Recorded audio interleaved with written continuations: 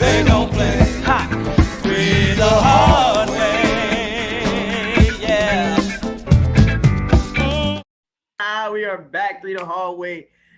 Mary Man, Rob up top, big game John over there. Tariq Rashad. We going down the stretch, y'all. Some sports topics. Starting off with Serena Williams. My girl got people slamming rackets and causing ruckus as she moves forward tonight. By the time you guys see this, we'll be past this. But tonight she is going head up with Naomi Osaka getting that rematch in. I am definitely watching parts of that because when you talk about must-see tennis, this is it. This is it. This is Tom Brady and Patrick Mahomes possibly. So, like, what you guys got here? Listen, man, you stole the words out of my mouth. Literally in my notes, I put Brady versus Mahomes, question mark, question mark, question mark. Dog, I'm excited to see this one. If I had to choose one, I'm going with Naomi. I'm going with the young blood. I seen the butterfly on her. She touched. Chosen one. Chosen. I'm going with Osaka. You know me, man. I gotta go with Serena, bro. How can you go against the all-time leader in Grand Slam titles, bro? Like, how can you do that, bro? And like, I think that Naomi is going to be amazing. Like, once again, Tom Brady, Patrick Mahomes. I just want to see Serena win one more time. I'm just stuck on the allure of her winning and continue to win and her do it in her fashion. I want to see Serena win more than one more time. I want to see Serena win until she can't win no more. I'm gonna keep it a stack. I watched her last tennis match. She's got the game still. She still got the game. And I'm gonna give her the nod, Rob, only because a certain stature of greatness is in her grasp. If she can win this 24th title, she tied for the most ever. And you know, it seems like the theme for the last few championships that I've seen has been GOATs winning. So LeBron got his. LeBron got his. Shaw finally got his. And Tom Brady got another one. So I think the GOAT is going, even though, well, no, I'm not even going to go there because men's tennis, there's no true GOAT. GOAT is debatable there. So, yeah, I think going to pull it out. I think it's going to be an amazing match. By the time this airs, it would have already been over. But in some unfortunate news, Vincent Jackson, star wide receiver for the San Diego, was once the San Diego Chargers and the Tampa Bay Buccaneers, was found dead in his home over the week. 38 years old, I believe. Great player. Really, really, my condolences out to his family and his community. But what I remember on the field, one of those big, maybe Mike Evans before Mike Evans, like, had the speed, had the size, had the hands, could block. Great talent on the field. What do you guys have to say? Yeah, man. I when I think of when I think of Vincent Jackson, I do think of Mike Evans pre. He was a big receiver. Him and Phillip Rivers connect all the time. He's one of those typical Phillip Rivers receivers, big, catch, possession, can block. Him and LT had some good years together.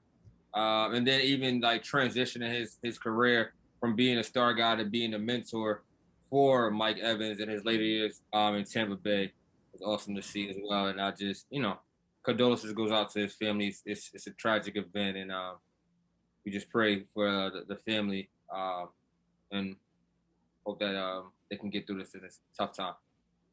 Yeah, man, definitely want to give condolences to the family. I know it's going to be a tough time just going through it. Anytime any one of your family members passes away, it's always tough for the people around him that he touched every day.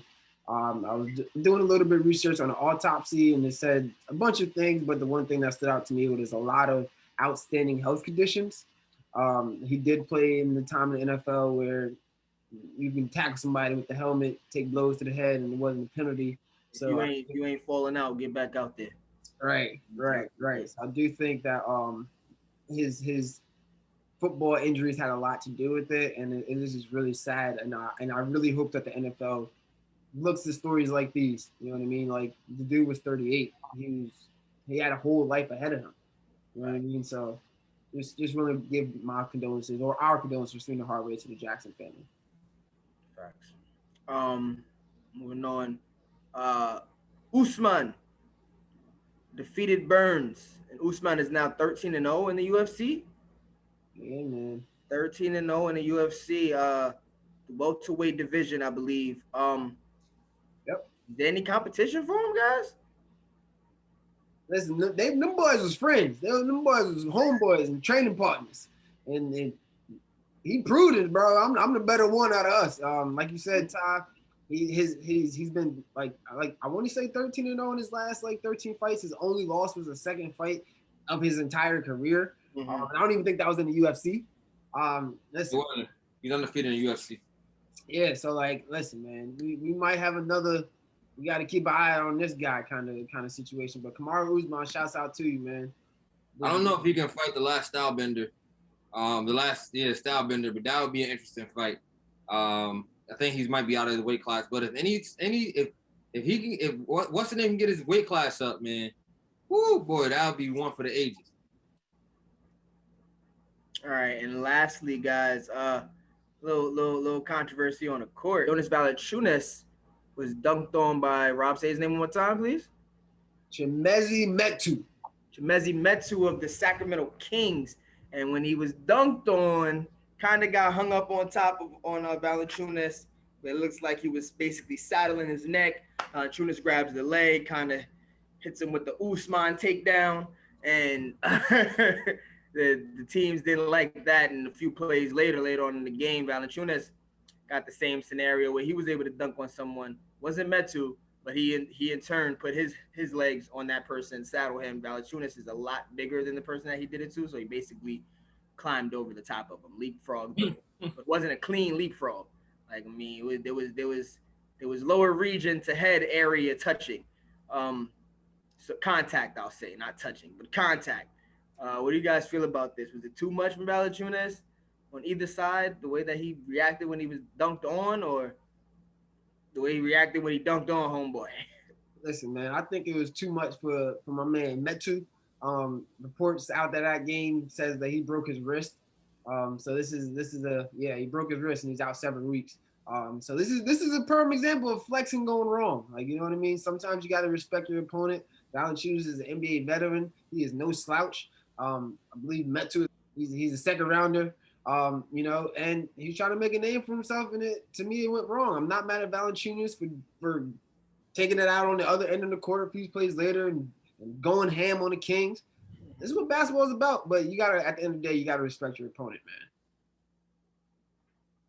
man. I mean, it's part of the game. I love to see it.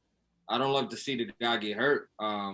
But the healthy competition, challenging your manhood and me responding back, it's part of the NBA, bro. It's part of healthy competition. And, there is a line that is drawn. I mean, he didn't pull a Shaq on Dudley. Shaq dunked on him and pushed him out the way. Right. But that's the ultimate side of disrespect. But at the end of the day, he got dunked on. He wanted his 5 minutes of fame. And, he might not have got his 5 seconds of fame. He might not have got it any other way. And he achieved that. And now he played the cross the other end. At what price? A broken wrist. The thing was, he let go of the rim and sat on Valanciunas. And at least from my angle. And that was just a little bit too much. Valanciunas, a way bigger body, so when he sits down, he's going forward. As you've seen, he went over the top of the person that he jumped or saddled over when he dunked. Guys, be safe. That's all I have to say. Be safe. It's all in the love of the game. We love posterizations. Be safe. Safety is first, especially in COVID. You know what I mean? Especially with COVID protocol. But that's all we got for the show today. Guys, subscribe, YouTube, 3THW podcast. Check us out on Instagram, Facebook, Twitter, 3THW_. We out here. Only bigger and better from here. So, fellas, talk to y'all later. Really quick. Hold on. Roll credits. Yo, John. Kobe. Yo, John. You love Damian Lillard so much. Would you consider him greater than Chauncey Billups? Greater than Chauncey Billups? No. On wax, John. On wax. Greater than Chauncey Billups? Better player. How about that? No. As Chauncey a talent, an individual talent. Chauncey a Dame. Individual talent. You asked me to put him in a one-on-one situation, I'm taking Dame Lillard all day. If you got to draft one, who you taking?